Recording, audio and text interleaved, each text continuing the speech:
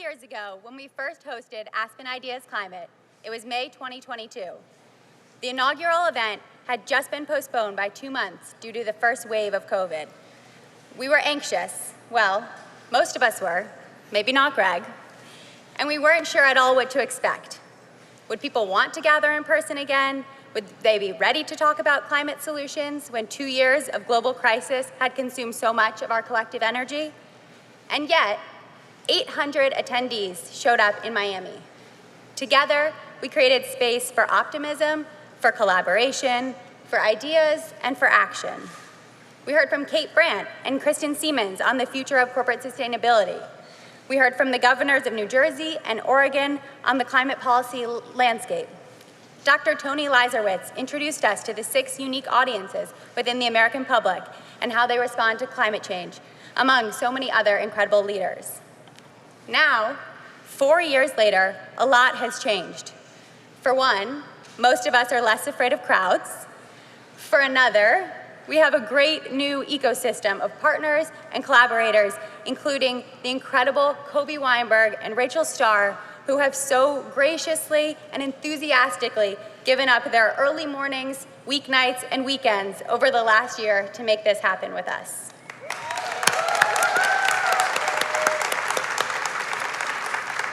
But just like that first year, we had to build this convening in a new kind of fog.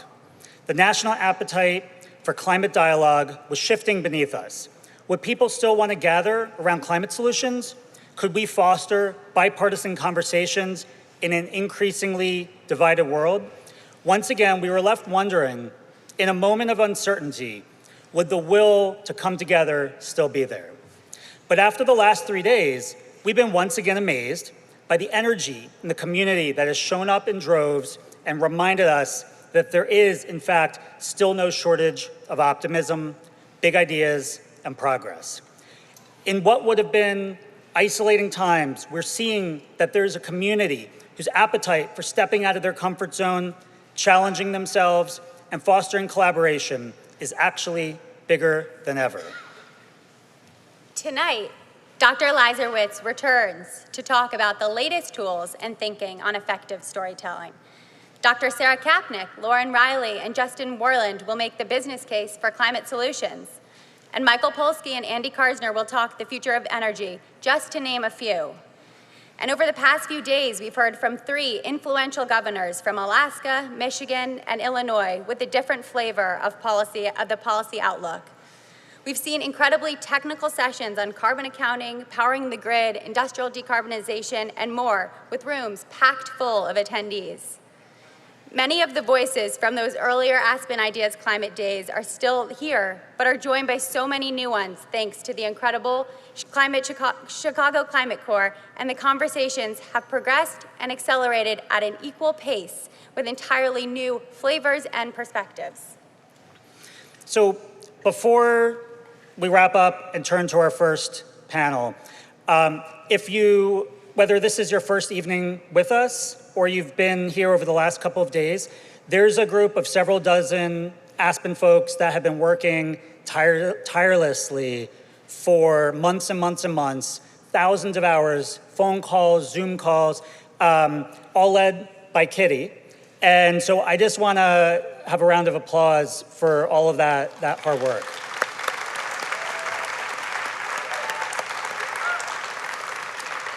In our work, we challenge our partners to come with an open mind, ready to learn, challenge assumptions, and connect with new and sometimes unexpected partners. This week, we've seen you take that challenge to heart. So here's our ask. Harness the energy of this week and keep it with you. Vow to think in unexpected ways. Promise to build new and unlikely partnerships, and keep pushing the boundaries of what's possible. Because the truth is, we didn't have time for business as usual before, and we have even less now. We need more risk takers, rule breakers, and boundary pushers. The work ahead demands urgency, but also imagination and courage. So don't let this momentum fade when you leave this room. Take it into your boardrooms, your classrooms, your communities. Keep showing up with courage, curiosity, and conviction. because the future isn't written yet. It's whatever we decide to make it. And so without further ado, please enjoy this evening's program.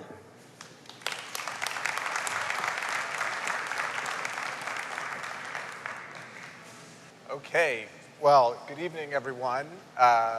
We're here to talk about climate and the business case for climate. And we have two very great people to talk about this, people who work at companies that are thinking about climate in these sort of politically complicated times and continuing to work on it, but critically making the business case, connecting the work that they do on climate to business value and commercial outcomes, which I think is an important thing to underscore. I think just to start, I might ask each of you to talk a little bit about the business case for climate. Just very briefly, what is the business case for climate in your two companies? And we'll start with you, Lauren. Great. Well, it's wonderful to be here today to talk about United's commitment to really a future of lower carbon flight. And the business case, it's pretty clear. So if you look at how aviation runs today, our second largest operating expense is fuel, right behind labor. It's very significant. So last year we purchased about 4 billion gallons of fuel to the tune of $12 billion. So for a company like ours, that's a lot of money, and we want to find ways that we can control that supply chain, diversify it, find cost-effective alternatives, and make sure that we're in control of those really high costs that impact our business. And what I like to remind folks is that, the ambition around corporate leadership when it comes to climate, it started with companies like ours years ago, before it became in vogue with policymakers to actually put monumental policy on the table. And so today it continues with corporations like ours, and I don't see that changing. Yes, the politics and policies are different today, and I'm sure we'll get into that. But fundamentally, this is the right thing for our shareholders. It's the right thing for our employees. It's absolutely the right thing for the communities and where we fly.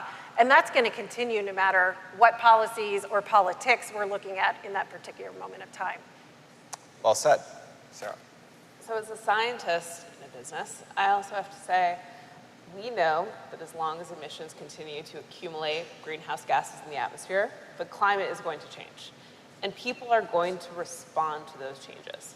So consumer behavior will change in response to that, physical risks will be altered, supply chains will have to respond, business operations will have to respond, insurance pricing will change, markets will start to price in these things. And as that happens, there will also be pressures and changes in how people operate to try and stem and stop climate change or slow it down from happening more. So we know these things due to physics, and we know it into the future, what the future is going to start looking like, and we can think through what does that mean then for how people are going to change behavior, how do you pre-position yourself to be able to deal with that, and how do you plan for that? So these are things that are steadily happening that we can actually plan for in ways that we can't plan for everything else. That leads to a clear business case for handling it, thinking about it, and operating around it. So it's a big macro trend that you have to think about as a financial institution. I'm curious, you mentioned you're a scientist, but your current role is the head of climate advisory. You're engaging with clients, with companies across the world, across sectors, and in this sort of, as we've alluded to, politically complicated moment, what are you hearing from companies? Are they concerned about climate? Are they continuing to push on these things? What is your sense of the broader ecosystem? Yeah. So I have a job because there's client demand for having conversations about climate and more complex and sophisticated discussions about what does climate mean for my business, for my operations, for my products, for business resiliency, for risk. As a result, those conversations are wide-ranging based on the geography of the company, based on the makeup of the company, and the challenges that it's facing. And so they're becoming more sophisticated as people are starting to grapple with how are they going to handle climate in all the various ways that it's affecting them. I wonder, maybe I'll just follow up, Lauren, with you. I mean, talking about different geographies, obviously United is a global airline, operating in all these different markets. How do you see the conversation differently in different places around the world?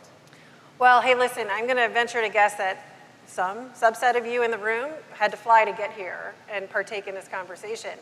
You've experienced turbulence. You've experienced those really frustrating moments where extreme weather has delayed your flight. I mean, it's very, very real in every geography that we operate. We fly to 70 different countries, but it doesn't really matter where you are because these extreme weather events are happening more and more and more. And so I don't think it's necessarily a regional issue. I think it's one that we're very good at responding to sort of these interruptions in how we operate a business and fly, get our customers where they need to go. But at the same time, I do think the conversation is shifting from just pure operational response to planning for the future so that we have resiliency built into how we're going to be even more successful moving forward. So let's hit on some of the politics, sort of straight on, or the policy rather, that comes out of the politics. You know, the Inflation Reduction Act was significantly changed, somewhat, some might say dismantled a couple weeks ago, which was obviously a major tailwind initially for a lot of business action on climate. I'm curious, you know, how does that development change the picture for business action on climate? And maybe we'll start with you, Sarah, about the sort of bigger picture, and we'll get some of the specifics for United and sustainable aviation fuel. Yeah, so the changes in policy always have effects on businesses. They respond to the changes in incentives. But for anyone that is thinking really long-term strategically about how they need to position themselves and what they need to be doing, they're thinking about that beyond any one administration or beyond any one policy group, and particularly anyone that is international as well. They're thinking about all the places that they are operating in and how they need to handle all those different locations to be able to be successful across many different geographies. So I would say those with long-term strategic thinking this is a small change that will alter them in the short term, but with the long-term planning is still there. In climate change, we know what the future looks like, and if you think about it on the long term, you know where you're headed, and so you need to start responding now so you pre-position yourself well as those changes occur. Right. The word you keep using is strategic, which I think is such a important thing to underscore. This is strategic. It's not just about, you know, returns today. It's about the long-term future. Lauren, I mentioned, so sustainable aviation fuel was one of the technologies that fared well or fared okay in the One Big Beautiful Bill. I guess I'm curious your sense of the trajectory for sustainable aviation fuel for United, maybe your thoughts on that particular policy. What does the landscape look like in terms of decarbonizing the fuel for United? Yeah, so, you know, listen, there's 3 ways you can tackle the emissions associated with flight. 1, you get new airplanes. So every new airplane you introduce, 20% more efficient. Some of the new designs we're seeing are even more efficient, super cool stuff. 2, you can have fuel efficiency efforts. So when you're at the gate, you don't necessarily have to run the jets to have air conditioning on that plane. You can plug it in and you have ground power. But fundamentally, we need liquid-based fuel to fly our fleet. And that's where it comes to replacing the fuel. 98% of the emissions that United produces are from combusting that fuel. So we need a way to replace it, and that's where sustainable aviation fuel comes in. We were really lucky in the Inflation Reduction Act that we got a tax credit passed specific to sustainable aviation fuel. It was very short, and that's one of the comments that I hear time and time again. Policies need to be longer in duration for them to actually have an effect. So where we are today, where we were yesterday, kind of doesn't matter if they're not durable. But it was a marker. The IRA was a marker for aviation that it's time to transition and the government is going to back this technology, and that was huge. Today, we actually have a credit in the One Big Beautiful Bill for sustainable aviation fuel and other clean fuels, which is remarkable because it was really an effort through a couple of coalitions coming together of oil and gas, SAF producers, NGOs, airlines, really working with the agricultural sector and our farmers to educate the Hill, educate our policymakers that this is good for America, this is good for business, and this is a transition that has to happen. And so we actually got an extension of that credit until 2029. Now, is it perfect? No. Are there things that we need to improve? Yes, but it's there. So we can actually work to improve it moving forward and have a robust market for SAF here in the United States. Now, to your other question, Justin, the production is slow. So last year, United had the most SAF of any US carrier, and it was enough to fly us for 1 day. And we're the leader in the United States. Like, that is not okay. And so in terms of order of magnitude, we are just grossly behind, and this is the beginning of that market. So for those of you out there with pockets that have some capital in it, I'm telling you, the whole market's shifting because of what's happening here in the United States, and certainly what we're seeing in Europe and the United Kingdom. Yeah, very interesting and exciting, and especially interesting to follow in light of all of the other things that have been pulled back.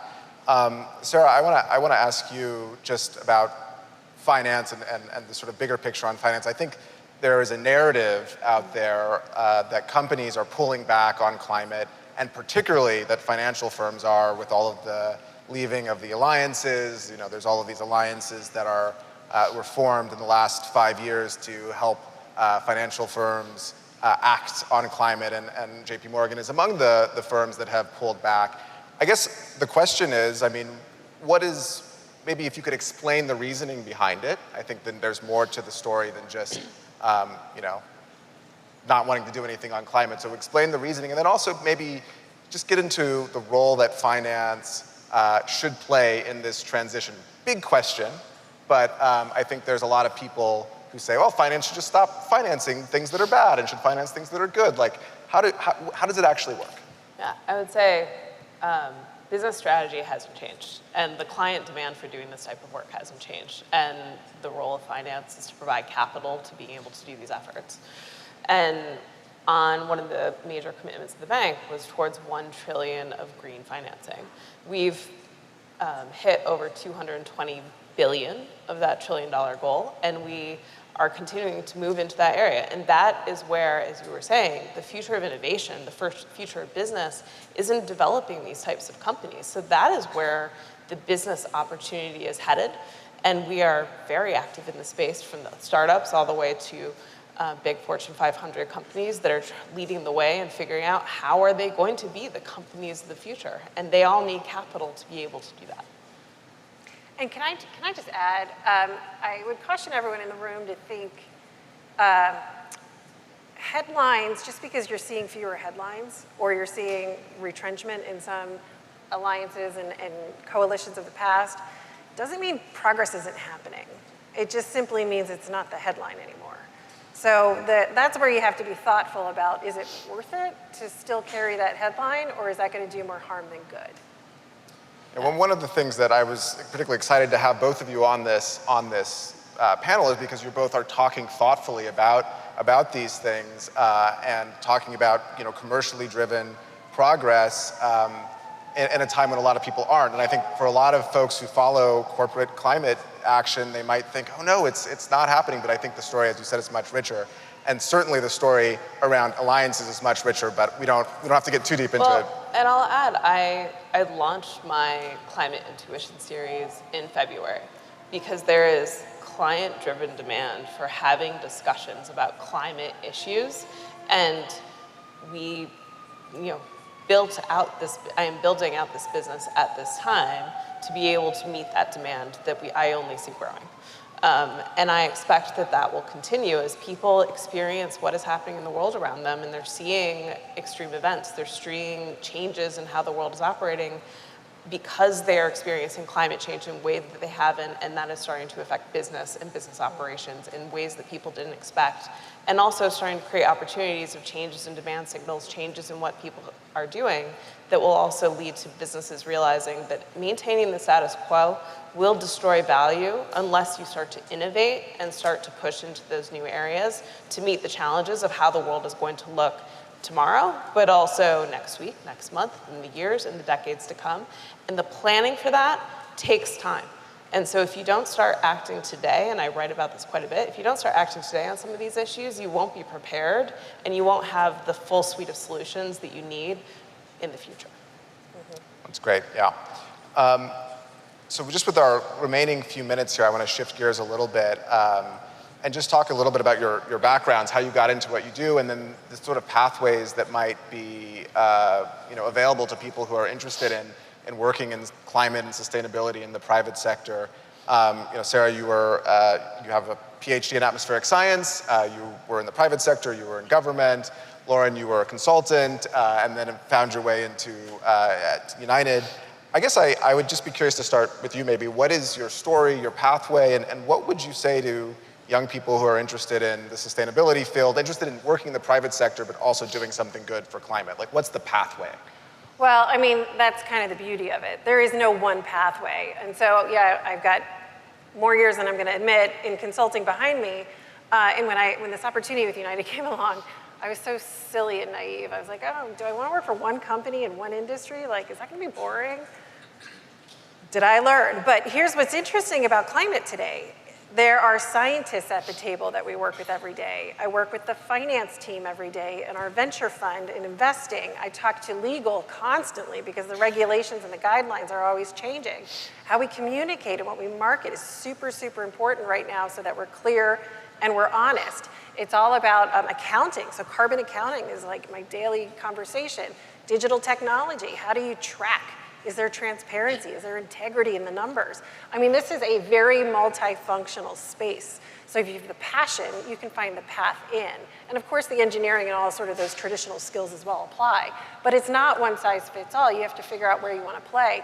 What's interesting about what Sarah said is, I would say maybe 6, 8 years ago, environmental issues were sort of in isolation of the business, at least in my experience.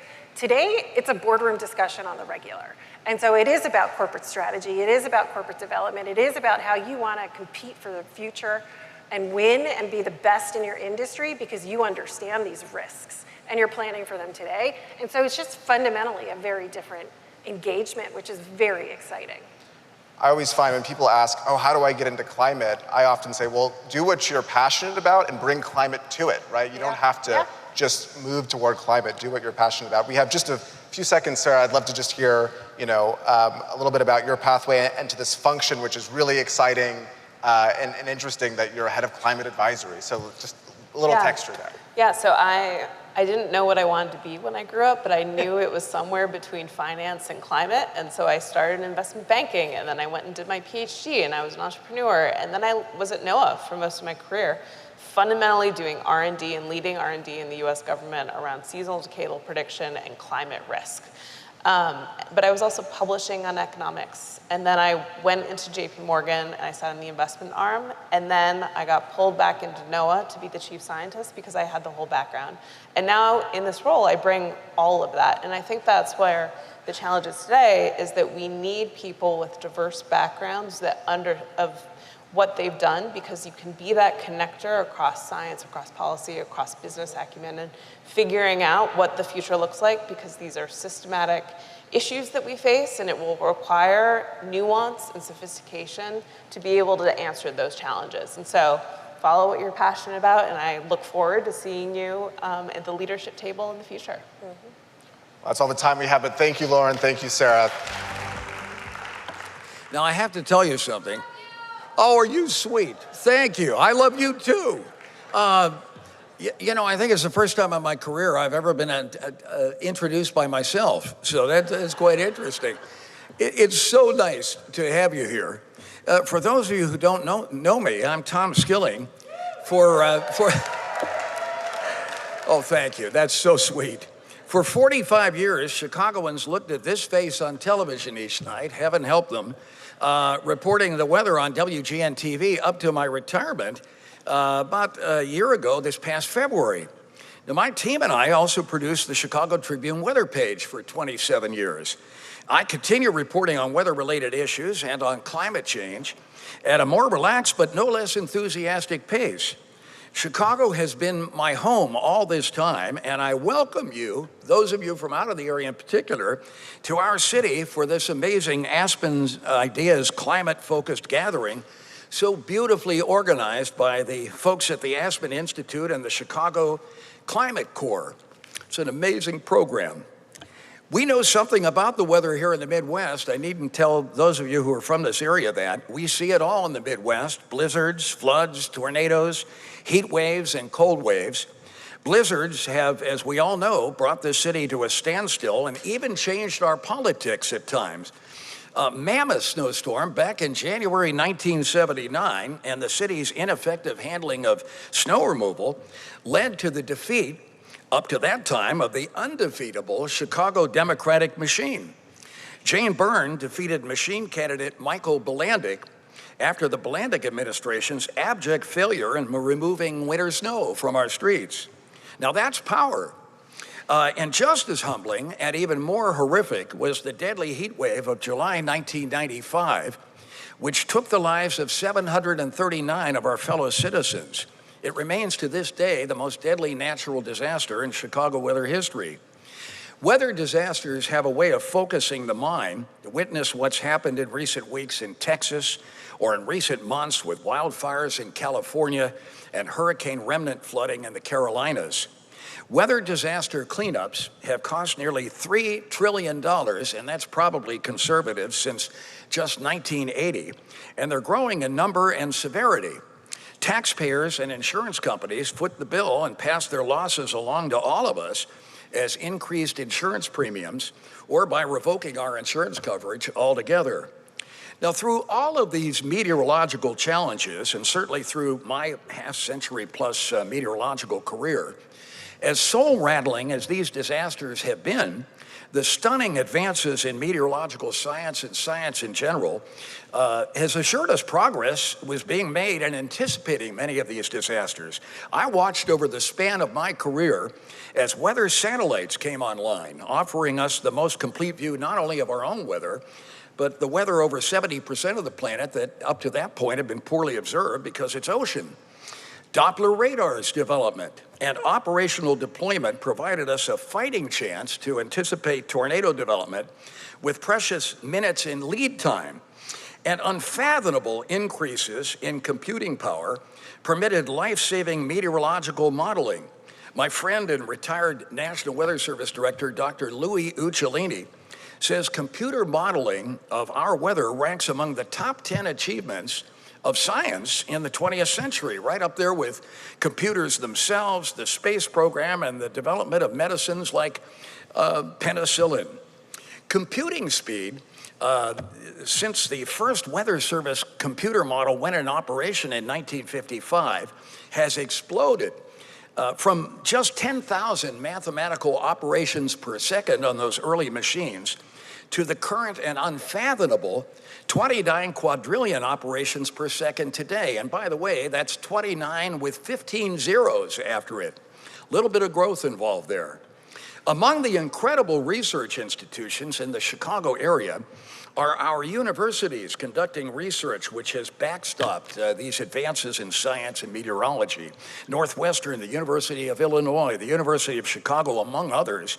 And of course, our incredible national laboratories, Argonne and Fermilab, they're gems in our country's scientific crown. At Argonne, the Aurora exascale computer, which took nearly 7 years to build, a machine which covers the area of 2 NBA basketball courts and is cooled by 44,000 gallons of recycled water each day, is capable of performing 2.2 billion operations per second. Now, it will be put to work not only on new AI-based weather and climate forecast models, but on mapping the human brain, how cancer and diseases spread through the human body, finding new materials for improved and longer life batteries and better medicines, as well as working to crack the fusion energy challenge. Investment in research, much of it government, has backstopped the profound increases in science understanding in our country and made us a leader in the world. In my field of meteorology, forecasts of the weather 5 days out now are as accurate as the forecast for 1 day out was when I began my career. Hurricane forecasting has improved dramatically. It's cut track errors by 75% since 1990. There's a plot of the billion-dollar disasters, no question where we're going there. And of course, there are the weather satellites. That's the GOES satellite there and Doppler radar atop a 100-foot tower. The antennas in these Weather Service Doppler radars are 27 feet in diameter. You can stand 3 people on top of each other. And they're the supercomputers that run our models and the staff, part of the staff at Argonne right there with the Aurora supercomputer. It's quite interesting. As we gather here, though, there are storm clouds as we look ahead. Draconian cuts are being proposed in science research at all levels in this country by the current administration. There's opposition to climate science and to scientific research on so many different levels. We must and we will stand up and make our voices heard and work to mitigate the damage this move towards science illiteracy portends if cuts are allowed to go forward unchallenged. Now, I know your participation in this groundbreaking conference means you are on board and share the intrigue and sheer joy which comes from better understanding the complex working of natural systems such as our atmosphere and our planet's oceans. They dictate sustainability and quality of life, and indeed our very survival. There, by the way, is a plot of the decrease in errors at various ranges in time in the hurricane forecast. Now, I'm supposed to reprise my role as a TV weather type and show you what's going on. We've got a heat wave on the way. So we've had the conference held over a beautiful period of weather around here. We have a lovely lake breeze tempering the heat today.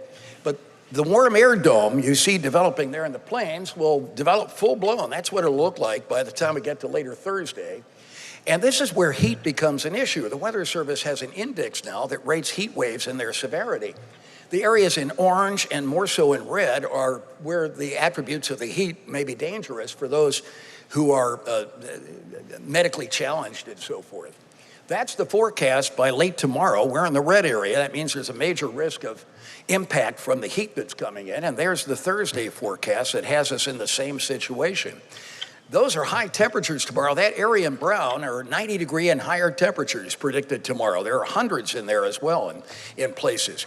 43% of the country will see 90-degree or higher temperatures tomorrow. Here in Chicago, we've had 18 90-degree days already this year. We typically in a whole year only get 17. So we're in late July and we've already had our number of 90-degree days and exceeded it. That's how much above normal temps will be by double digits tomorrow. And there's the forecast. And you can see how today we go from 83, actually 83 yesterday, 88 today, and then the 90s come in tomorrow and Thursday. So thanks to the Aspen Institute folks and Aspen Ideas folks for having scheduled this conference at a period of relatively nice weather. And the word is to each of you, stay cool. And thank you for allowing me to address you. This is a real honor. Thank you. That was a tough act to follow. And then you also bring two professors up to talk about a topic as large as climate and energy and only give us 12 minutes. I'm excited to be on the stage with Anthony today. Anthony, you and I met in 2019 doing a project to talk about the price of LED bulbs. And Anthony's been in the business for a decade and a half. And can you talk to the group a little bit about what is the best way for us to talk about an issue as big as climate and energy? So for all of our technological advances today, from computers and streaming and cell phones and TikTok, still the most powerful form of communication humans have ever invented is the story. And it's storytelling that really is critical to us helping the world as a whole come to grips with what this means. And so today we're going to really dig in and start talking about how do we communicate some of these tough issues around energy and climate change in the form of humans. And on that, I really want to just say, in this conference, which has been great, I've heard all of this discourse, all of this language about gigatons of carbon, gigawatts of clean energy, billions of dollars to be invested, transmission lines, energy dominance.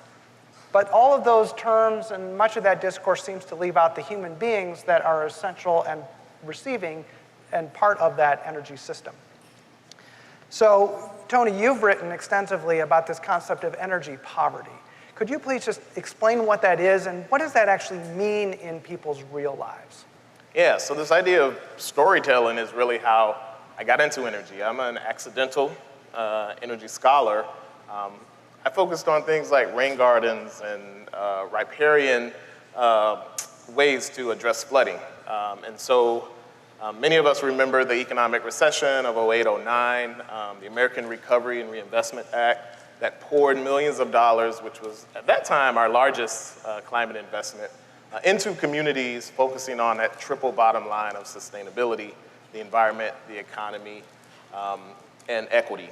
And so I was out as a young PhD student in Kansas City, Missouri, visiting households to figure out how people were going to use the resources of the American Recovery and Reinvestment Act to both rebound from the recession, but also focus on environmentalism. I was in urban African-American communities, and I remember visiting a lady named Miss May, and talking to her about a vacant lot next door to her home that she could get money from the city to turn it into a rain garden. Now, how many people think Miss May wanted to talk to me about a rain garden?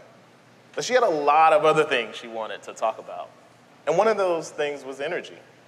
She said she'd heard there was money for energy efficiency, and she began to tell me about the impact of energy in her life.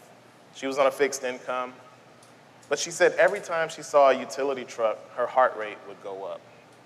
And so I asked her to tell me more. And she said, even if I pay my utility bill on time, but they end up cutting off a neighbor of mine, it still impacts me. Now again, Ms. May was already choosing between heating, eating, and paying her energy bill. But she said if her neighbor was turned off, it meant she was storing their food in her refrigerator, or she was running an extension cord over to give them at least one light at night, or the kids would have to come over and do their homework because they had no electricity. And for me, that taught me that energy was more than just kilowatts. It was more than the electrons that are flowing through our power lines. It's community-based. It's rooted in place and people. And so I've dedicated my career to actually understanding this relationship between energy and people based on the stories of Ms. May and others that I've met over the years.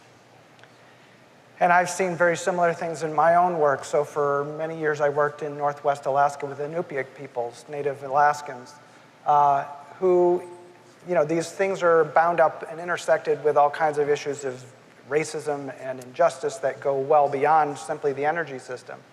And I remember talking to people who were living in homes that were constructed by people from the lower 48 who didn't live in the Arctic, didn't understand how the Arctic had worked, that came up in some cases well-meaning, but building systems that were built with, say, PVC pipe, which doesn't work so well when it gets to be -60. And those pipes would break, or that the buildings that, and the homes that they lived in weren't adequately insulated. And now you're talking about people with drafts literally blowing through their homes. And again, these same critical issues where fuel oil costs are 10 times what they cost to those of us in the lower 48, and people were having to choose between food and prescription drugs and just staying alive. So these are really crucial issues as we go forward. Now, you've been working in this space for a long time. So there are, however, all kinds of ways where solving these kinds of energy poverty problems also can have a triple bottom line effect. Like we can solve climate change, we can solve clean energy, and we can solve energy poverty all at the same time. So can you give some real world examples? Yeah, I'll back up just a little bit. A study that we did, a national study looking at the relationship between energy burden and public health, finding that as 1% of energy burden, which is the proportion of your income that you spend on energy, has all these public health issues as far as the number of people that report that their health is fair or poor, early mortality rates, and not that energy burden causes that, but there is a correlation between those issues. And so we should begin to think about energy poverty as a public health issue. And so there's opportunities to weatherize or make homes more efficient, retrofit them, replace gas furnaces with heat pumps, bring solar to communities. And so again, you can address the affordability issue from an economic perspective if the models are prepared well, but you can also address healthy indoor temperatures, healthy indoor environments, and reduce indoor pollution in people's homes. And so you begin to frame energy efficiency, not necessarily as a climate solution, but it's also an economic solution and an environmental solution. And we can use public health dollars to address it because we are addressing these public health issues. So I want to come back to today's context. So I think it's fair to say we're in a moment of widespread climate change, climate justice, and DEI hushing. Apparently in an effort to curry favor or to avoid the attention of the Trump administration. Meanwhile, these words and the data are literally being erased from government websites and public discourse.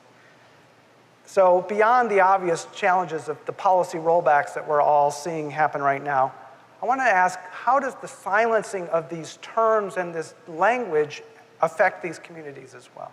Yeah, I love that you use that term, erasure.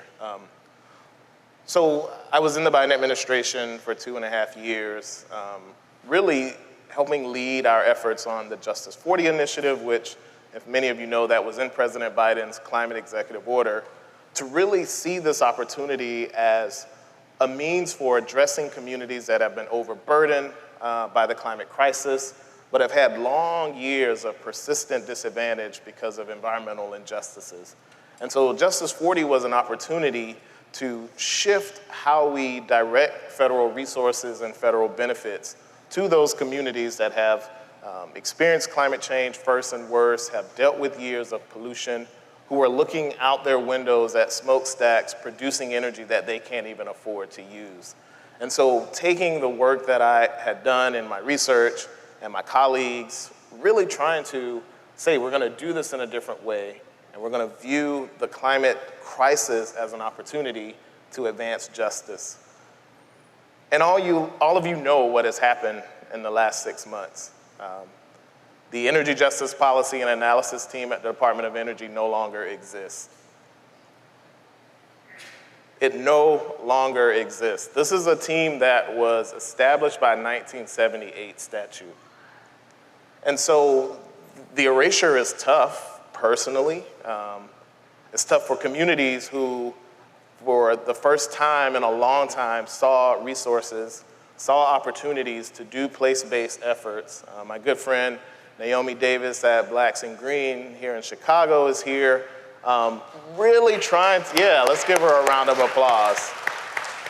You know, thinking about opportunities, again, to use energy as a means for addressing the harms of a system that we know has overburdened communities for many years. And so to say we can't use energy justice, we can't use environmental justice, these are terms that happen outside of government. And so how does our government have the right to tell the movement that they can't use that term? And so I say let's keep using it. It's a form of resistance, but it's a reality that people feel. And so we have to continue to uplift that and see the validity in how people feel about this. Yeah.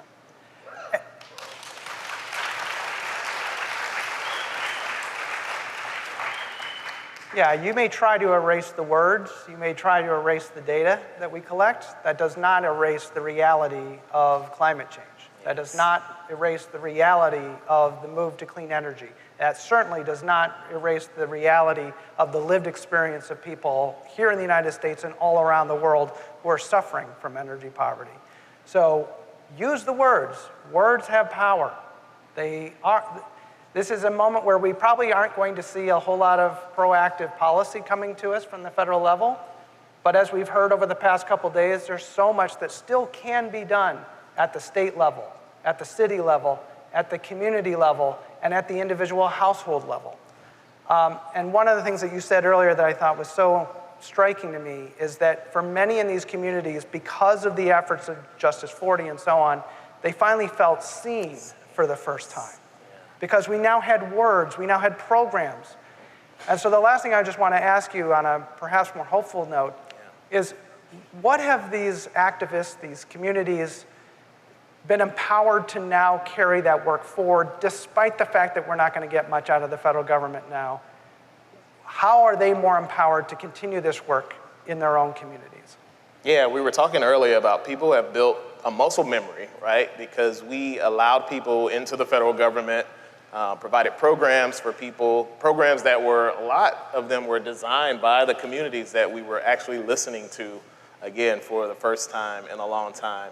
And so now people have built up that muscle memory to be able to go after their Public Utility Commission, their Public Service Commission. I think Charles Ho is here from Power Lines.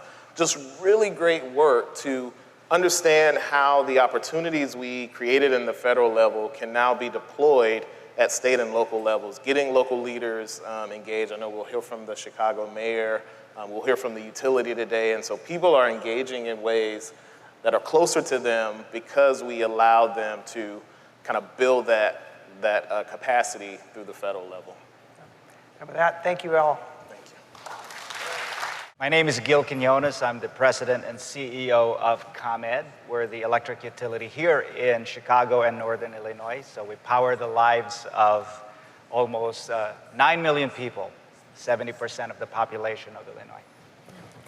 And I'm Melissa Lott, and I head energy technology innovation at Microsoft. So we operate hundreds of data centers in 40 countries. And those data centers use energy. I make sure it's in line with our sustainability goals along with my team.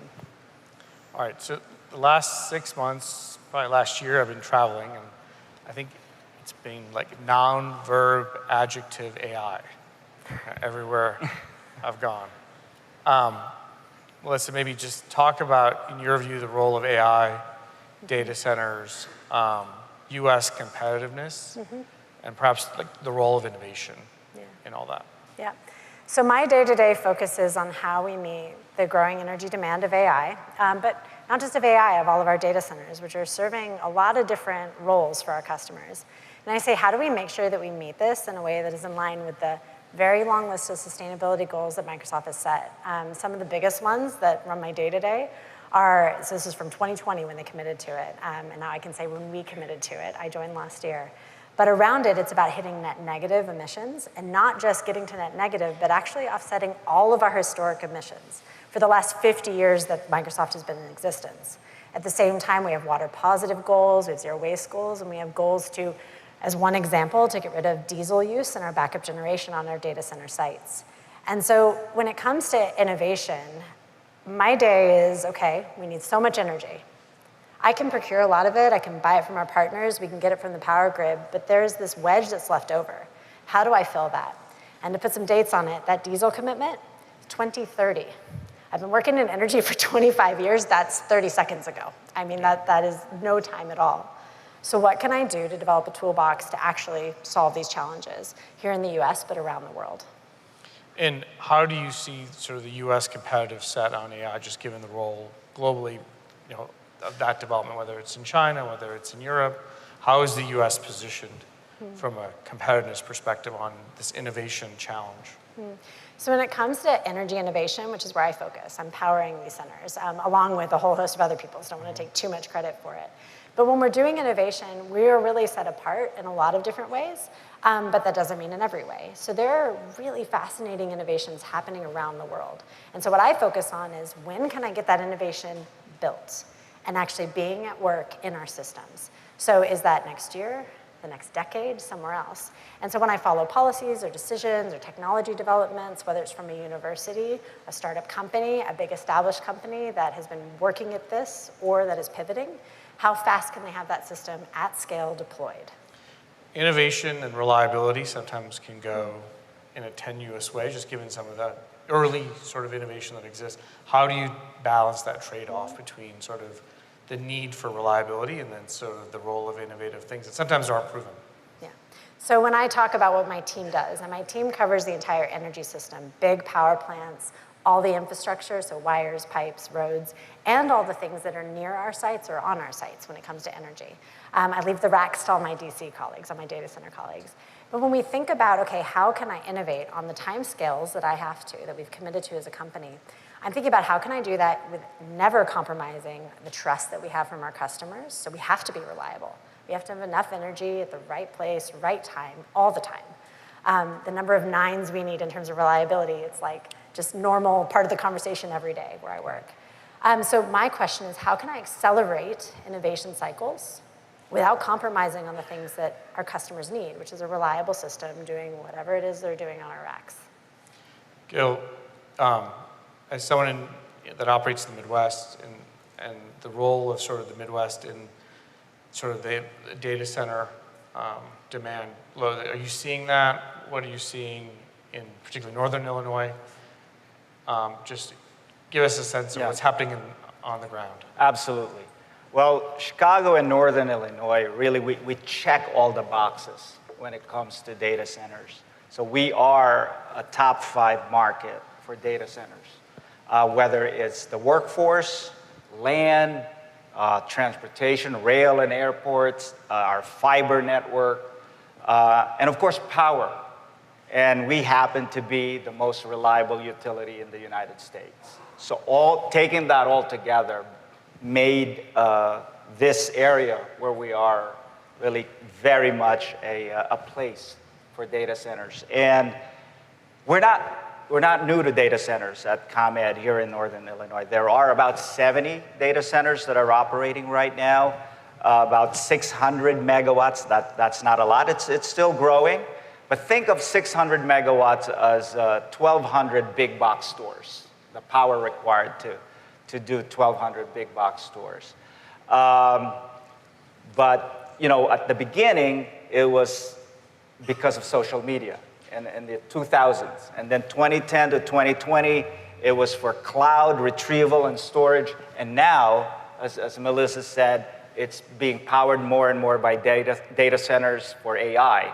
And you have really two types. You have the data centers that are learning and training, and then the data centers for inference, for interaction. To me, it's even a question whether we should call those data centers. To me, they're really knowledge factories.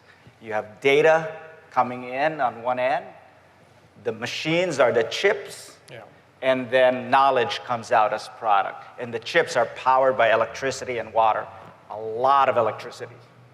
And so for a company like ours, ComEd, we're trying to figure out what is the best way to power data centers, because they provide a lot of economic development, and they're pivotal. They're pivotal to increasing productivity and efficiency across the economy.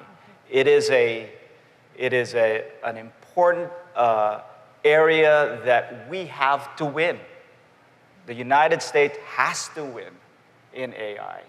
And energy experts like Melissa and I, we're trying to figure out what are the things that we need to do, because of all the things, all the links in that chain that I mentioned on what's needed to have a data center, electricity, we have to be the strongest link in that chain. What are the trade-offs that you and your team are dealing with live at the moment, and what will they be dealing with over the next 2 or 3 years as this ramps? Yeah. Well, ComEd was founded over 100 years ago. And the highest peak demand that we have on record was set in July of 2011. So really, our demand, our load has been flat or declining since then until now. Now we have this potential unprecedented load growth, not primarily through data centers, but also reshoring of manufacturing back to the United States, electrification of buildings and electrification of transportation. So electricity really is almost akin to the oxygen of the economy.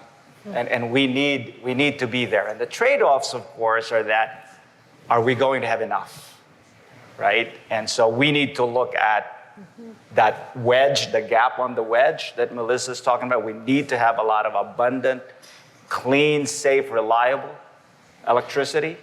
But at the same time, we also need to protect the planet. Air, water, land, and biodiversity. And those are the kind of things that Melissa and I are working on to make sure that we meet the moment, because this moment is very important to us.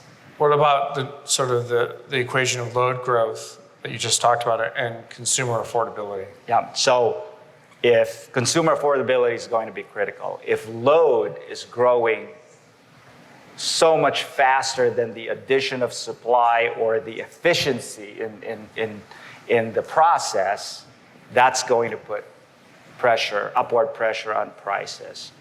And it's so critical for us in this energy transition. It's such a pivotal moment that we cannot have energy haves and energy have-nots. And when we think about solutions, when we think about whether it's legislation or regulations or policies or technology solutions, we need to focus on those things that really brings everybody along. We have a saying at ComEd, if it's not for all, then it's not for us. one of the things I've heard is it's not just energy transition, there's significant energy addition that's needed. Microsoft procures a lot of power. How are you balancing the need for demand and sort of load growth, as well as sort of feedstock, flexibility, reliability, sustainability? How are you navigating sort of the procurement of power question? So I'll go back to the decision that made me come to Microsoft, because Gil knows I was a professor at Columbia University. It was great seeing Professor Reams on the stage a moment ago. And I was focused on how do we increase the health in our communities? How do we move quickly towards this transition? Because we have a whole set of trade-offs at every one of these technologies. We also have an issue when we think about a technology in isolation that we don't create a system that supports all the different components within it, all the different people within it, all the different organizations within it. So at Microsoft, I remember in 2020 when I saw them set their sustainability goals, and I went, wow, talk about a new bar. Net negative, offsetting all historic emissions. When I do that math in my head, what that means is that every ton I'm emitting right now that's associated with our operations is one I'm gonna have to clean up with a bunch of other teammates of mine later on. So the speed matters a lot. How quickly can we see an opportunity and capitalize on it and make it a reality? And within that, we are partners with the broader energy system. So it's not just what's about happening on our sites, it's about every piece of the connective tissue that goes across to our power plants, across our wires and our pipes and our roads. How do we make sure that all of that is working together? That is an incredible challenge, I think it's fair to say. But it is an amazing challenge that as we progress further in solving, we will see benefits across the board. And I'm excited about that. I'll say one thing also, which is being in this for about 25 years, the stuff we're already doing today that we've already accomplished is things I never thought I would see in my career. And so I'm really excited to see what we do next. What's one thing? So AI, I think about the energy demand from all of our computational load, our enterprise customers, the AI training and inference you mentioned, but I also think about the tool that it can use to help me be more efficient, to discover new materials. I have no idea what it's gonna do in there. I know I'm not a chemist. I almost didn't pass organic chemistry in undergrad, believe it or not. Still became a professor later. It worked out. But I think of all the chemists who now have this tool to run through so many different combinations of things so much more quickly, to pull in all this data and use it to create something that we might not have dreamed in just being in the lab when I started in my research. Two things that I learned, I have not ChatGPT'd it, so they could be totally wrong. I could be hallucinating as opposed to the AI. But I think 53% of all email comes to Northern Virginia. And it's a big epicenter of it. And if you were to try to cite something, apparently it's very difficult because of the lack of load growth. So they're looking for other, like everyone's looking in San Antonio or Nevada or Utah jurisdictions. Two, we're at, I think, 1.6 degrees and potentially heading higher. I think our firm's of the view that we should plan for 2.5 degrees potentially. That may be an opinion of one here, but that adaptation issue and sort of the desire for geographic diversity, just given the concentration today of data. How does the Midwest play in both of your views on sort of that combination of adaptation and sort of the need to geographically diversify where data centers are sited and built, just given some of the power dynamics and the water dynamics involved? Well, in our work, we're lucky that we have institutions here, national labs like Argonne. So ComEd, we've been working very closely with Argonne to model what the climate might look like between now and 2050. And they could simulate up down to about 1,200 square meters, or square kilometers, I'm sorry. And the bottom line, and the work so far that we're doing with them, we're also partnering with AT&T because communication infrastructure is important, is that as we go towards 2050, the climate here in Chicago will be more akin to central Missouri, right? And so as a utility, electric utility like us, we need to figure out, okay, there will be more of the type of insects that eat our poles. So pole replacements will have to be more often. Tree trimming will have to be more often. Our transformers that usually can cool off overnight because of the weather environment here will now have to cool off a lot less, and therefore we need to upsize the size of our transformers. So we install a lot of equipment that lasts 10, 15, 20 years. So we're already changing the specifications of the equipment and the things that control the equipment on the grid based on the modeling that we're doing. So that's one way we're adapting the grid to prepare not just for data center, but to prepare for how things will evolve over the next decade or so. And within this, I'll say two quick things.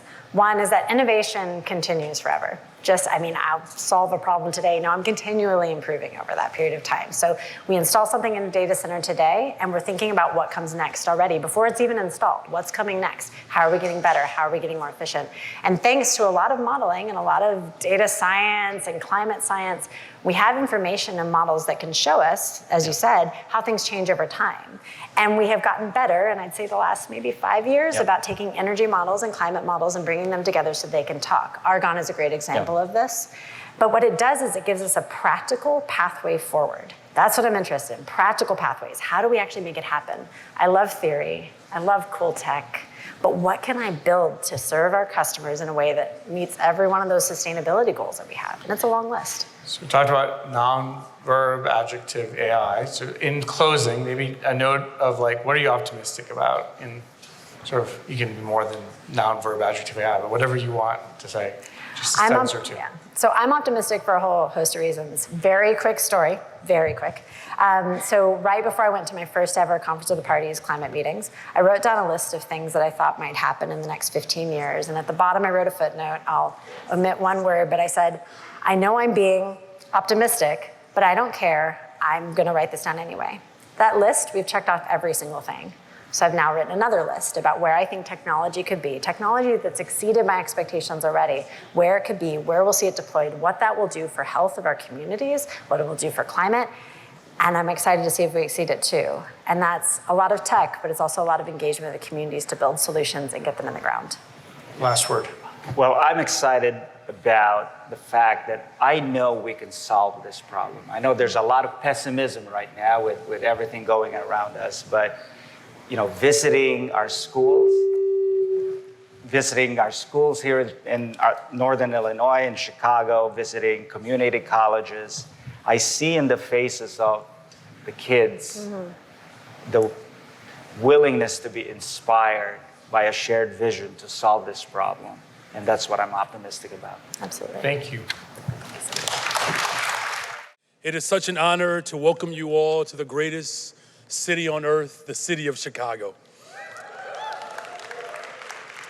I hope that you have found your time during your stay and your visit to have an opportunity to visit our historic neighborhoods and to enjoy our world-famous food and all of the experiences that we provide in our beloved city. Our city is thrilled to host the thinkers, leaders, and builders who are shaping our planet's future this week here at Aspen Ideas Climate. We hope that while you're here, you engage with one another at all of the events that are happening, including Tech Chicago Week. Aspen Ideas Climate, this event has become one of the most important gatherings of its kind. And we are proud to have this energy right here in the heart of our city. I believe our city is the ideal city to host this convening because Chicago, we don't just talk a good game. We legislate, we organize, and we build for a better future. And let me tell you what climate action looks like in Chicago.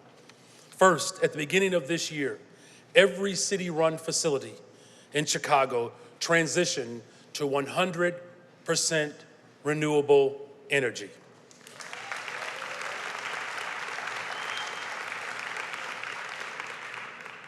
From O'Hare to Midway, both of our airports, to every single public library, fire station, office, and more. We flipped the switch on clean power and cut hundreds of thousands of metric tons of emissions annually. We got this done by leveraging innovative procurement, public-private partnerships, and union labor, and by holding true to our values. Climate action is not just about cutting emissions. It's about building opportunities and jobs for people and bringing justice to the people who have been disproportionately harmed by climate change. I'm so proud that in 2024, my administration brought back the Chicago Department of Environment, not just as a gesture, but as part of our commitment to climate action. And this new department, led by our Chief Sustainability Officer and Commissioner, Angela Tovar, the world-renowned Angela Tovar, is leading the effort to coordinate across departments of housing, transportation, planning and development to embed climate justice and equity into every facet of city government. And this work is grounded in community-centered solutions and a firm belief that communities most impacted by environmental injustice should guide our solutions forward. And through the leadership of the Department of Environment and citywide collaboration, we are able to launch Green Homes Chicago, one of the largest city-led residential initiatives in the entire country, focused on delivering low emissions and clean energy technology to 1 to 4 unit buildings in disinvested neighborhoods. And that means delivering free pump installations, weatherization, and energy retrofits directly to the families who need it the most. We are doing this work while increasing the demand for local and diverse contractors and a green workforce to carry out this work. Ensuring that our climate actions are healing both our planet and helping the community is why we are zeroed in on this focus. And just a few months ago, Chicago passed the Green Social Housing Ordinance that enables a $135 million revolving loan fund to build affordable and sustainable housing. This ordinance pairs green development with long-term affordability, serving low-income residents and families while also setting an example for the nation on what housing can look like. We are not stopping there, however. Even as the federal government rolls back climate progress and Chicago faces rising political pressure, the city is moving forward on green buildings, green jobs, green infrastructure, climate justice, and overall climate resiliency. And to delay this work would be an injustice. And we cannot wait on DC to lead the way or do the right thing. So Chicago and other cities, that's right, are working to build a future that people want to live in. And I'm so thrilled that Aspen Ideas Climate is here in our great city. Chicago's economy is one of the most diversified in the entire world, with over 250,000 businesses that are here. No single industry dominates our entire economy. We also have one of the largest productions of workforce in the entire US. That means we have the ability to have startups. We pair our workforce with training pipelines. And let's not forget that Chicago is surrounded by world-class research institutions from Argonne National Lab, Fermi Lab, to the University of Chicago, the University of Illinois. In other words, what I'm saying, that everything that is dope about America is right here in Chicago. So, as a collective, are you ready to build homes that are green and affordable? Let's try that one more time. Are you ready to collectively build homes that are green and affordable? Are you ready to decarbonize without leaving anyone behind? Well, then we are ready to power a green economy that is rooted in equity. God bless you all and look forward to seeing you all next year. Thank you all very much. My name is Saket Soni. I'm a labor organizer who spends most of his time in disaster zones. When hurricanes, floods, and fires hit, thousands of people lose their homes overnight. I represent the workers who come in to repair them. So these workers couldn't be more important. When a hurricane hits, they need to start repairs immediately. Otherwise, mold takes over, families leave, the tax base shrinks, revenue evaporates, and an entire municipality can collapse. This is the climate disaster death spiral, and to avoid it, you need these workers. So, who are they? A migrant, itinerant, transitory workforce made up mostly of immigrants, overwhelmingly undocumented, incredibly skilled. These are professionals. They have a deep sense of commitment, a sense of vocation. Every time disaster hits, they climb into their cars and trucks and drive into ground zero to become the white blood cells of American recovery efforts. They are skilled and dedicated. They face extraordinary pressure. They are essential, and we don't protect them. They face appalling conditions.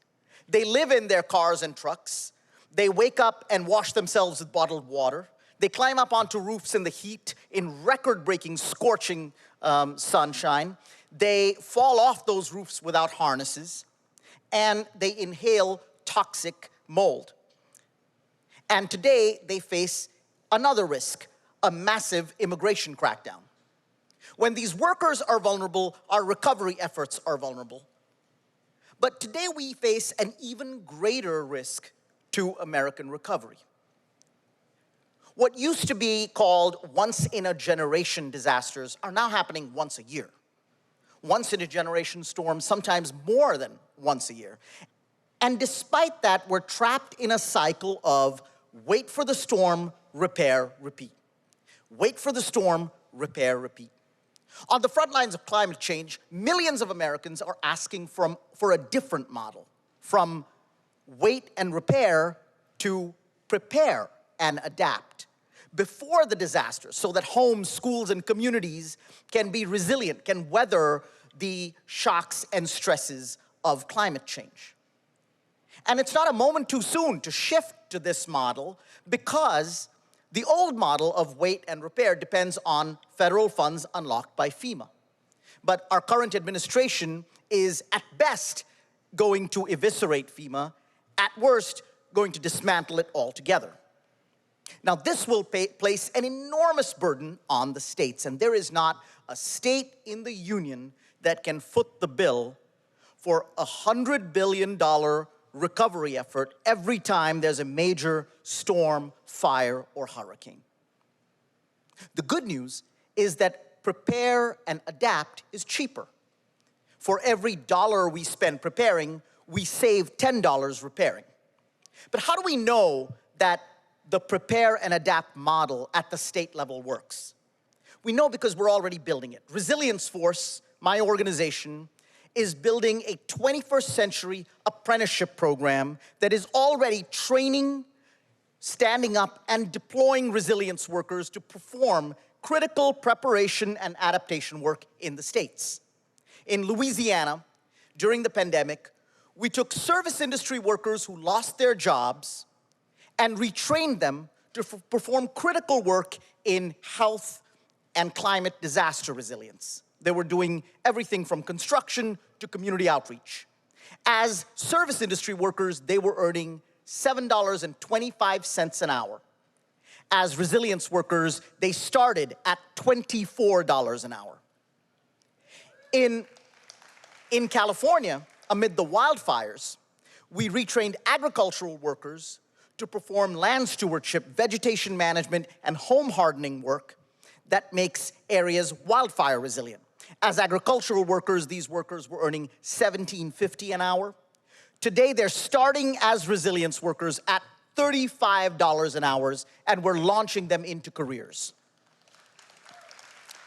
So, it is time to turn states into the laboratory of resilience, into the laboratory for the resilience economy and the workforce at the center of it that can drive our preparation and adaptation. A workforce not just made up of migrant workers, but local people where they live, transforming their own communities and getting paid for it. Disasters have been an engine of poverty and inequality. Resilience can be a driver of prosperity, and the resilience workforce can be the spine of a new American middle class in the climate era. And these workers can build one more thing. I go to many disaster zones, and I see this again and again. People who rebuild a place together also build bonds, often across the deepest American political divides.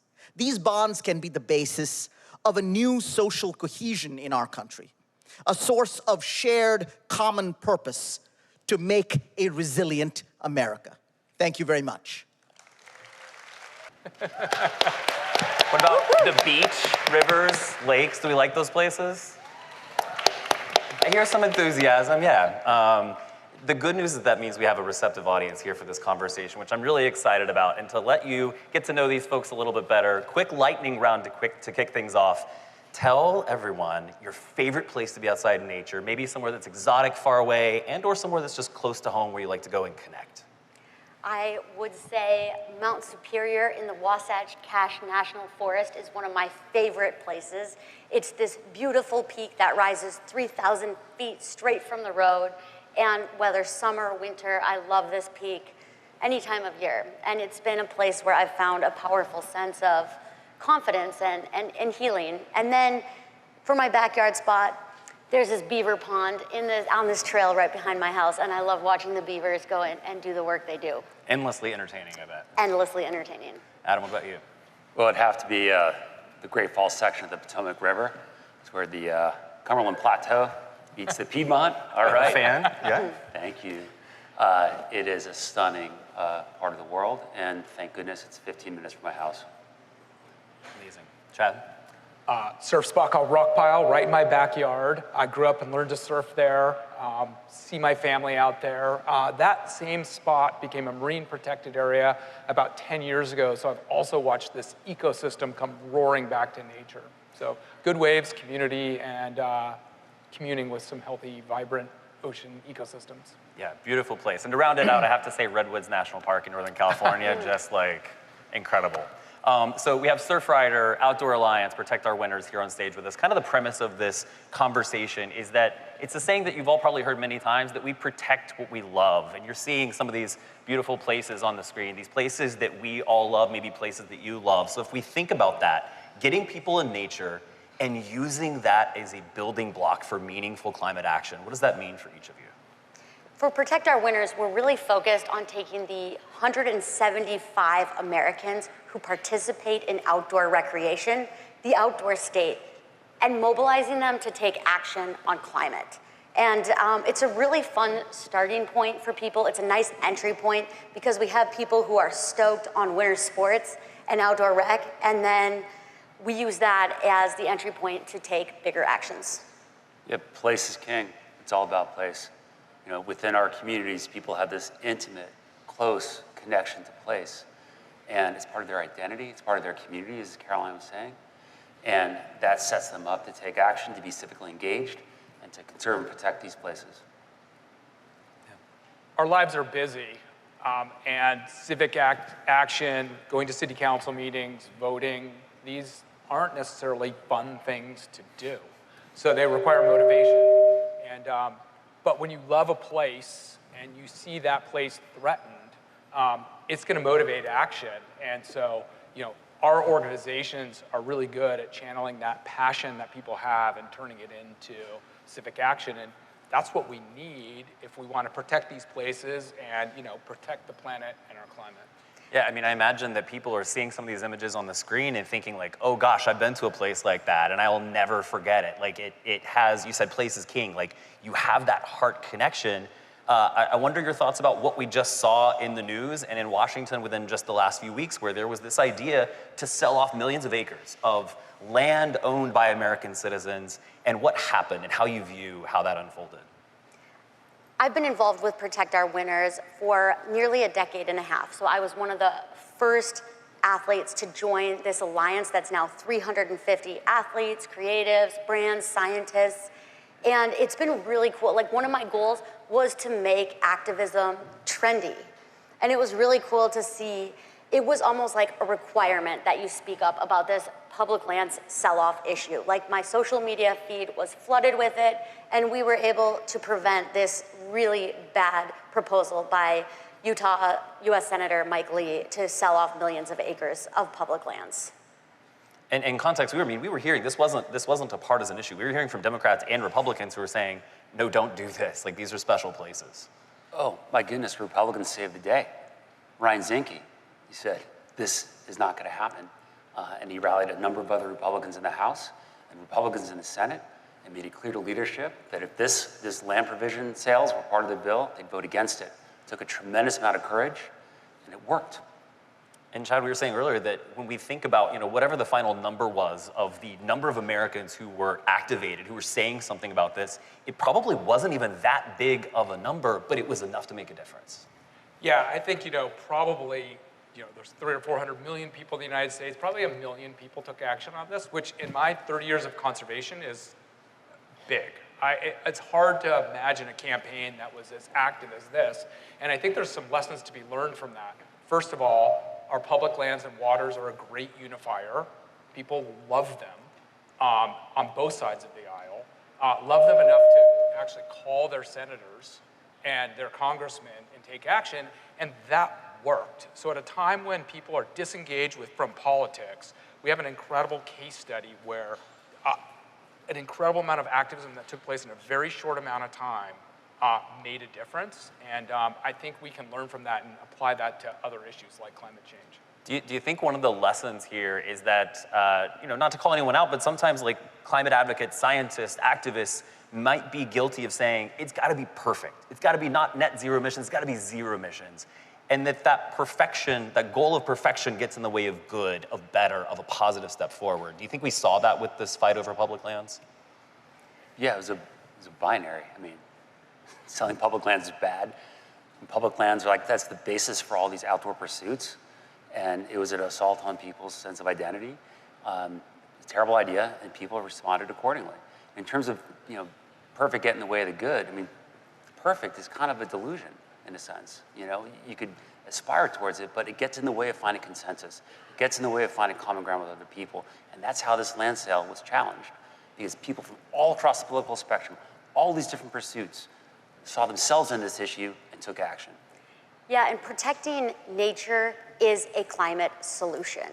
And I think sometimes in my work with Protect Our Winters, one of the things that prevents people from speaking up on climate is the fear that their own personal carbon footprint is higher from maybe someone has gone heli skiing, or they're a snowmobiler, or they live this lifestyle where they commute to the hill and they worry that they're not good enough to be a climate activist. But it was really cool just to see how people came together, and instead of infighting or finger pointing or shaming, it was this unified voice, and I was so inspired and motivated by it. And I just wanted to add one other thing, and I think as athletes, we're really addicted to adrenaline. And that's the other part of this work, is when you're asking someone to call their lawmaker, or to give a public comment at a hearing, or to lobby, or even to run for office, those things are scary. And they take a lot of, it feels risky. I've called my lawmakers a lot. I ran for US Senate last year. And I've taken the things I've learned from ski mountaineering and climbing, and knowing how to deal with fear and risk in those ways on the mountain really has helped me when I'm speaking truth to power. And I wonder if we can get some of that, if you can build that confidence with people in those quiet moments where you're between waves in the ocean, where you're on a trail or on the river, where you're on the ski lift on your way to the top, and you're having those conversations with people that you're already close to, they already trust you. How can that be a model for other people in the room to go out and have those conversations too? Well, when you're sitting out on the water looking at waves and there's someone to your left or your right or on a hiking trail, you usually aren't asking them what their political party is or talking politics. You're talking about the place you're in, where they've been, you're getting information about the site, and so you're starting with a place of common appreciation and love, and all work to bring opposing parties together has got to start by finding that common ground, and it turns out that outdoor recreation is a beautiful way to do that. So I think that's part of it. Yeah, I think we have strong trauma bonds too with the people that you've climbed a big mountain with, or even done a really long hike, or ran a marathon with, or even ran a 5K. There's that certain bond you have, and it bridges people together. And so it's a fun starting point to inspire deeper conversations. Is there anything that any of you have learned through those conversations where someone out here is like, yes, I know a lot about climate change and I can talk about this, but then you talk to other people who are like, I agree with you, but I'm not as smart, or I don't know as much as you, and so they're afraid to have that conversation. How do you sort of encourage those people who lack that confidence? You got to be kind and meet them where they're at. Right? It's your responsibility. If you're the expert, you gotta use that expertise in a generous way. You know, when you're running a line for the first time, it's scary. It's way easier when you go with a local. When you go with somebody who knows the line, knows the conditions, is able to, you know, they're not doing it for you, but they're giving you some guidance, some support, and empowering you. It's the same type of thing. Yeah, in my own journey as an activist, I've always turned to environmental nonprofits, outdoor advocacy groups to help guide my policy, because it's really complicated to read an 1,100-page budget reconciliation bill.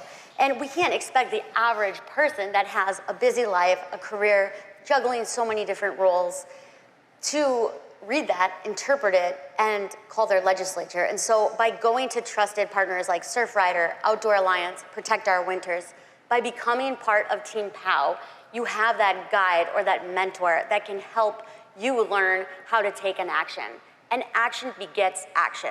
Once you take that first step, the next one, it still is scary, but it gets a little bit easier. Just like the next time you face a big wave, a little bit less scary than the last time, right?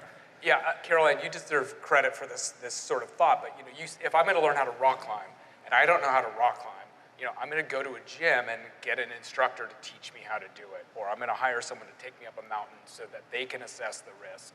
And so I think, finding those experts that can enable it is that entry point, and that's what our groups exist to do. And secondarily, like you said, it's fun. It's fun to win, it's fun to make a difference, and it has that same addictive quality that surfing, skiing, and kayaking does when you sort of dive into advocacy. So, this is a call out to say, hey, try it, get involved, look for experts, and I think you will find it to be more fun than you might have ever expected. And you say, it's fun to try something new. It's fun to be in the outdoors. It's amazing. It's restorative to us to go out there. And so part of it is like, how do we share that love and that excitement with other people? Well, let's be clear. Our connection to nature is vital to our well-being as humans. And there's a lot of data now that shows that when we're cut off from nature, we suffer as a consequence. And so the policies we're advocating, they clean the air, they protect the land, they will have cleaner water, but also we want every American to have a green space and a favorite park that they can fall in love with too. Because we can't continue this work until everybody has access. We need to make sure every American has access to the outdoors. Let's talk more about that, because some of these places that we've maybe been, that we're seeing on the screen, it's hard to get to. It's expensive to get to, but it doesn't have to be, it doesn't have to be the Arctic, right? It doesn't have to be the top of a mountain in the backcountry in order for people to have that connection, right? So how do we get more people out there? You got to design policies for conservation that are welcoming and inclusive of people. So it's not just conserving the place and focusing on the intrinsic value of these landscapes, which are profound, but thinking about the social value of these places. What do they mean to people? How do people benefit from them? So coming up with policies that not just protect the place, but welcome people in a sustainable way. And that is a really good strategy for climate, because it builds relationship to place and a willingness to take action to conserve and protect these places. And people could extrapolate from that. They know their local place, they could connect with the people who have a relationship to their local place. And then when you knit it all together with a compelling narrative, you can move the needle on big picture, ambitious things like addressing climate. But we don't have to get all the way to the finish line, right? Like, just moving the needle is important. Yeah, I also think, we need to kind of give up this idea that there's these pristine magic places that we need to protect, and that's the job itself. Sure, we want those places to be protected, but, nature starts at your front door. And so we can connect with, we have this illusion that we're separate from it, but it surrounds us. So we can definitely start to engage with nature, observe it, watch changes, and think about protecting it, whether it's a park in Chicago or a wilderness area in Utah. And if you could, an idea that we've talked a bit about is that, like, the being outside, connecting with these places is climate action, even maybe if you're not saying the word climate, right? Absolutely. I think in Salt Lake City, Utah, where I live, we have really bad air quality. And the same pollution that is causing that poor air is also contributing to the climate crisis. So you can frame it as pollution. You can talk about it without saying climate. But it is so important that we keep talking about it and that we keep showing up and speaking up and making sure that our elected officials are passing policies to reduce pollution and to protect public lands. Yeah, people got to see themselves in the solution, and they'll be motivated to take action. And you point out, going to these places, it's fun, it's enjoyable, but it also forges a sense of responsibility, right? You feel the sense of responsibility place, and you want to take action. You want to, cultivate that, and that's cultivated when you've got those relationships. When you're there, where you're present with your family, present with your friends. It's a long game. I also think there's a lot of talk about reducing emissions, and of course we have to do that, but the best mitigation strategy for climate is nature. So if we can protect these intact ecosystems, green places, and add more functioning nature to the planet, whatever that looks like, it's going to do us favors when it comes to climate. Yeah. Please. Oh, I'd love to continue building the political will for also initiatives like 30 by 30 to protect and conserve 30% of American public lands and waters by 2030 and 50 by 50, 50% by 2050. And so we have just a few moments here on stage. I wonder if any of you have maybe homework or inspiration for people who are in the audience or watching this later. How do they translate these things and go make a ripple effect? Get outside, play in nature, start observing it, and then find an organization that speaks to you, that connects you to what you love outside. It could be Surfrider Foundation, it could be Outdoor Alliance, it could be Protect Our Winters, or any number of local groups here or around the country. That's step one. Yeah, find that local to show you the lines, and then when it's time to get out and hit it, respond. And along the way, have some empathy and some compassion for policymakers, for lawmakers. They got difficult jobs, right? You might not agree with them. You might not have voted for them.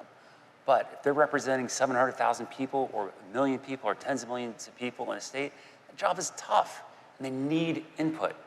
And if you have some patience and be able to share information with your elected officials, realize it's like you're helping them do their job, and it's profoundly important.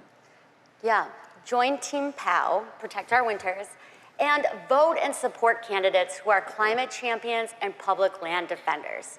And share about them on social media, talk about them, donate to them, but use a burner phone number and burner email so you don't get spammed endlessly. And if there is not a candidate on your ballot that aligns with your values, run for office yourself. Amen. Yeah, thank you to this amazing panel, to Chad, Adam, Caroline, and just as a last note, you mentioned that nature is restorative, like that is medically and scientifically proven. So don't forget to go outside and just enjoy beautiful Chicago. Thank you, everyone. Thank you. Wasn't that last panel awesome?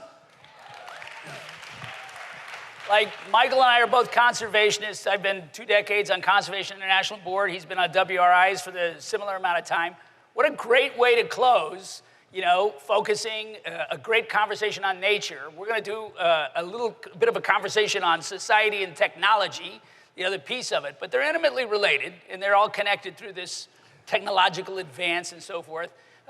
Michael and I had a lot of people prepping us for this conversation because it's the last one, so we know we're between you and the bar. Don't get us wrong. We're going to be as efficient as we can. But what you're really going to get is 2 guys who've known each other for multiple decades, who came from a similar background, developing large, big metal infrastructure, who had an inclination at a time everybody thought it was crazy that we would move into wind energy and renewable energy technologies. And we sort of proved them that it wasn't so crazy. And here we are decades later. So you're going to get what happens when he and I walk on the streets of Chicago or at the sidelines of his son's hockey game or climbing Ajax.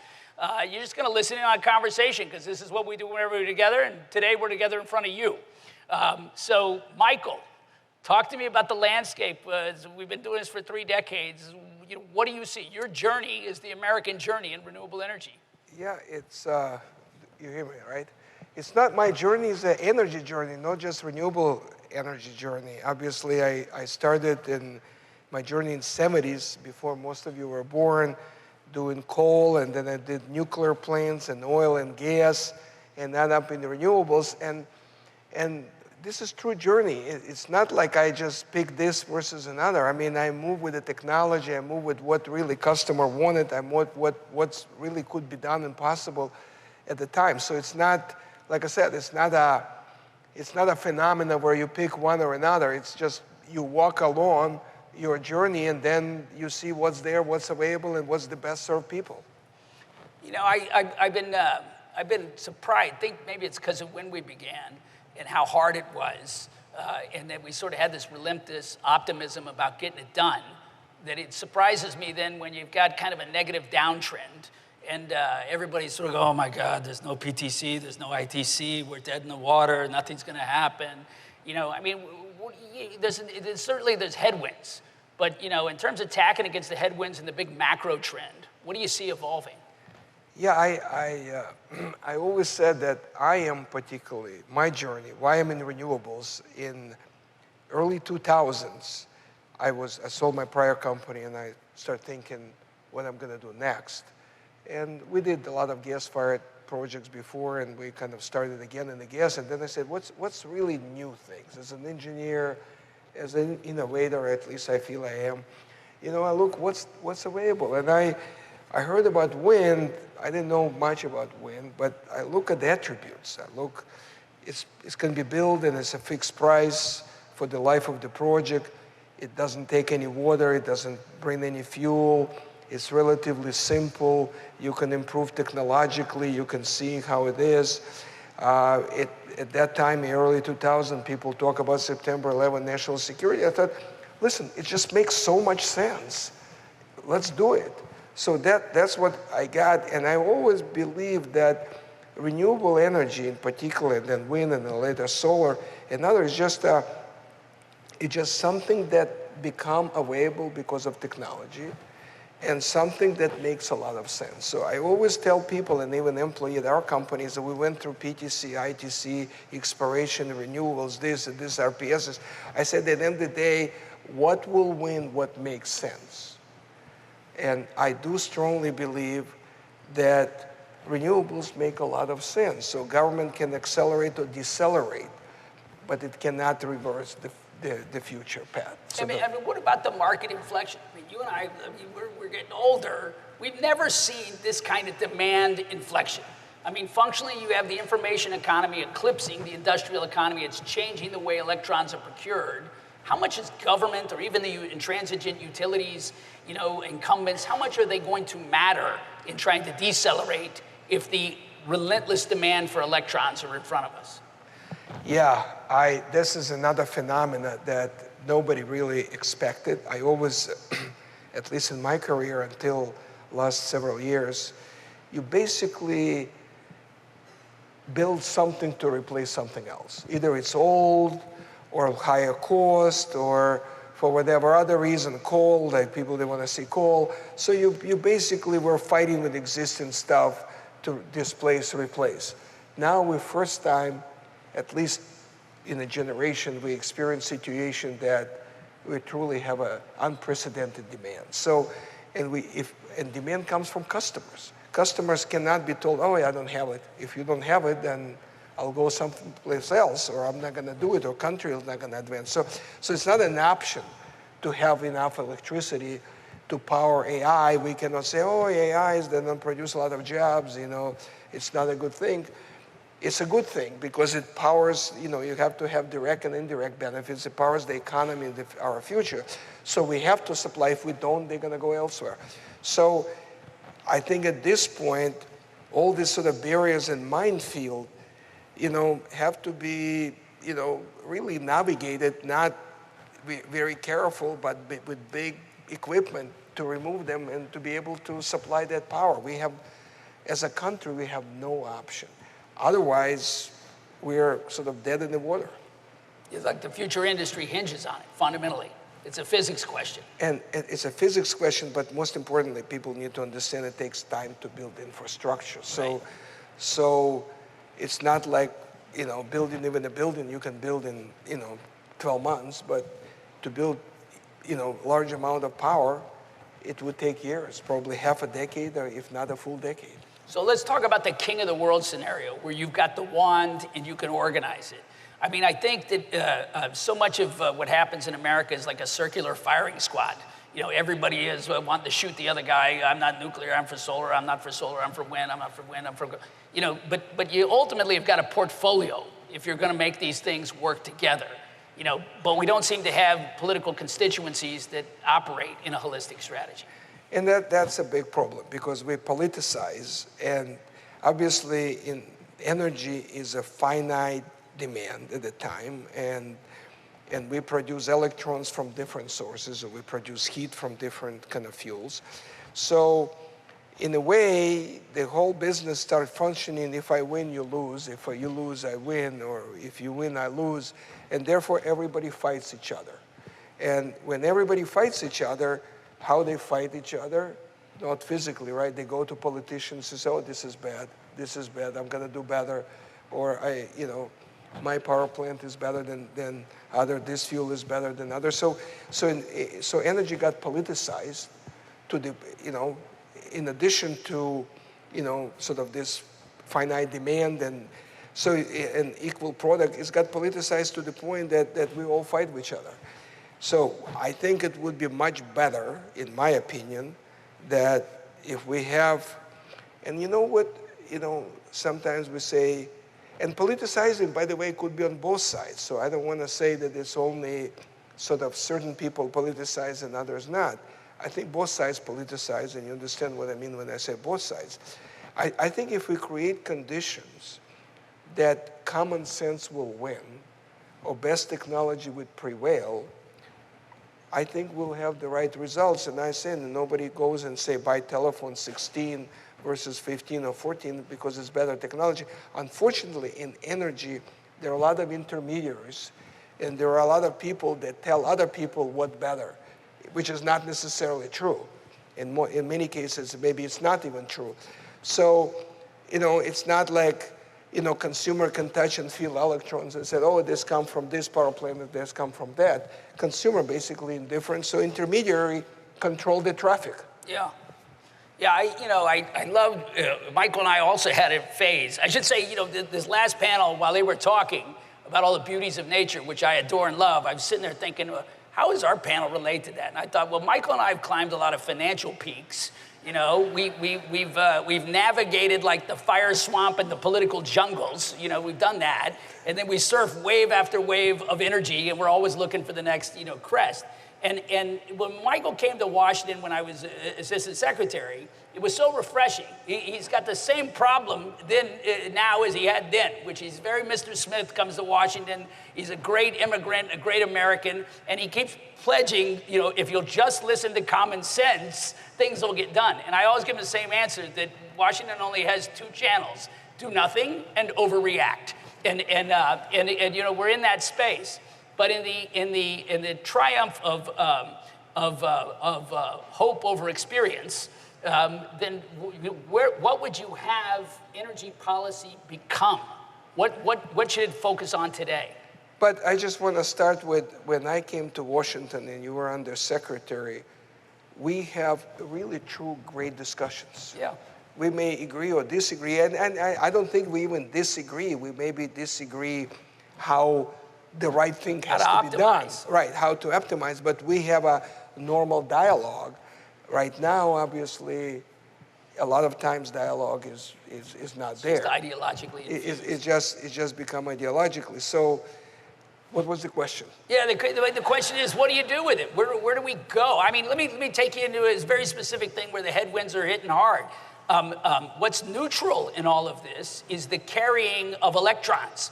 The marketplace for American security, reliability, affordability, efficiency of delivery is a grid that delivers those electrons. You're working on the world's largest privately financed grid project, and you're running into. Yeah, I know some of you may heard Invenergy is working this called Grain Belt Express, which is a super highway. It's a 5 gigawatts. 5 gigawatts can power, it's like 5 nuclear plants. And, but more importantly, it can unleash a lot of energy, domestic energy. But it's a pipeline. It's a transmission line that brings electrons to where it's needed, okay? I always say that before you build houses, you gotta build roads. If you build, or, you know, there is no Amazon without roads. You cannot have trucks and no roads. So transmission is absolutely essential to the grid. Every administration, including current, said that transmission, you open, every day you open newspaper, you read about transmission. So we developed this big 5 gigawatts transmission line. Obviously, we go through some land and everything, and then certain politicians, they, you know, if somebody, a farmer or a group of farmers, for some reason object to go through their, you know, through their property, obviously 800 miles long line, you can expect everybody says, oh, here's, I'll sell you, I'll give you my right of way, so some don't, but that's why we have rights called eminent domain. What eminent domain is, what's good for common good, that you pay market price and you can get it done. But then some politicians make their career on supporting this and fighting. So, you know, we building this transmission line that's absolutely essential. Even if they'll take Trump executive order, it speaks about unleashing American, unleashing domestic, reducing the cost, build infrastructure, permit as fast as possible. And yet, we're facing fundamental problem here where we start, instead of sort of government come and say, you know what, you're building something we want, what help we can provide you, not necessarily financial, but in every other way, because obviously private sector is not equipped to build. I mean, think about if you build a highway and you said to a private company, go get it right away and build it. It will never get done. So instead of that, we're facing these obstacles, and that's the problem because everything is politicized. You know, everything, some people are just, you know, support sort of their personal needs and interests and nobody looking for the better good of the whole country. And that's a problem. That's why it's so difficult to build infrastructure here, particularly electrical infrastructure, because people don't understand what does it mean. They feel it's dispensable. They feel, oh, you know, by the way, we were working on this project for more than 10 years. Think about it. 10 years we haven't started building it. So even if everything perfect and we start building, it'll be 15 years between when this project started and get built. 15 years is not that short of a time, you know, to change the country. But what? Yeah, it was faster for us to scale wind, you know. But what's the wake-up call? I mean, we're in an arms race globally for superiority of machine learning and AI and all the proliferation of these tools. They're going to demand the electrons. We can't have 10 years for new infrastructure expansion in this country. Just can't. And so is it that the Chinese have their own Sputnik moment and eclipse it? Is it that the data centers move to Abu Dhabi? Like, you know, what is the wake-up call that gets Congress and others understanding we have real demand to solve and we have to support it? If I would know the answer, I don't know the full answer. Let me put it this way, because unfortunately, when people talk political gridlocks and this and that, I mean, this is the situation, but I think the best way would be if government truly get out of the way and not allow special interests to do this and do that and people to intervene. And if you truly support that, let private sector do it.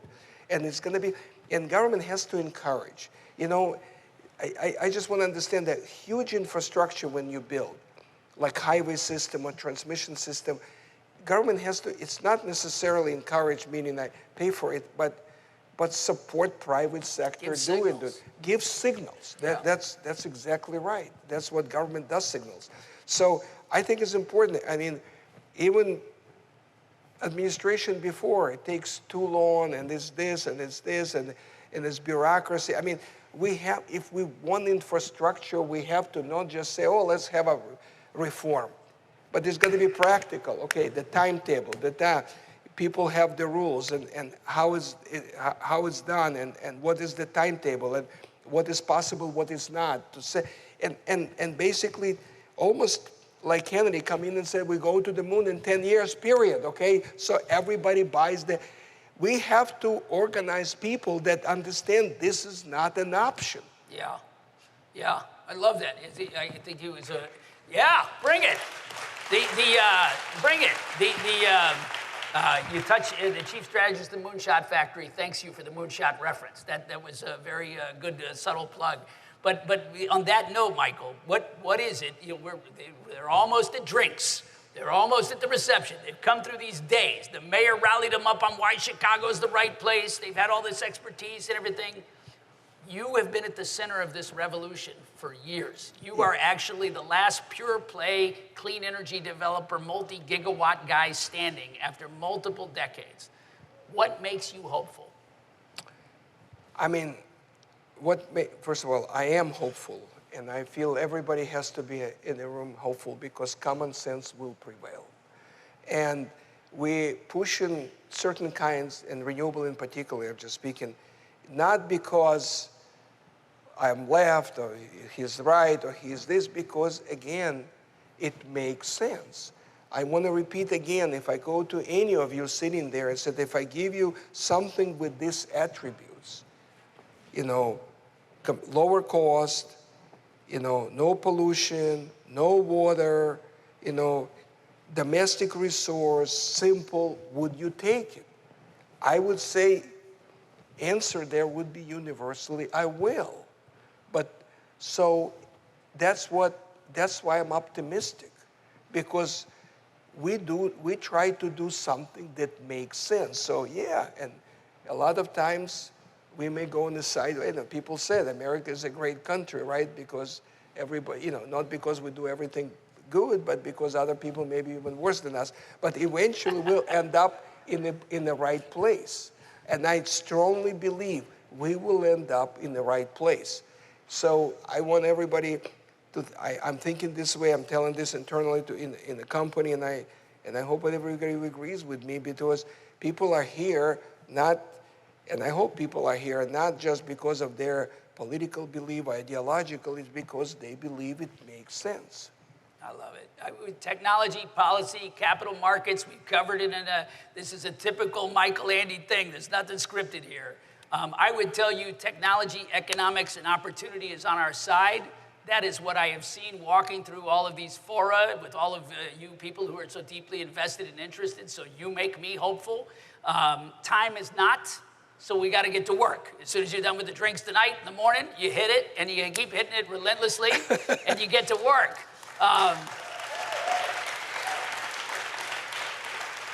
Lastly, let me say that someone generously but erroneously put me online as the Clean Energy Yoda.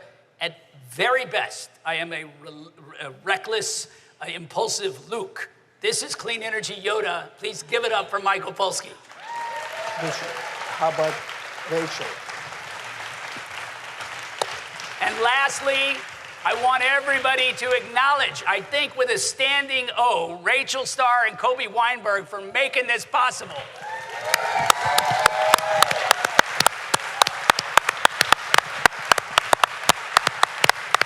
You guys have fun. We'll see you out there.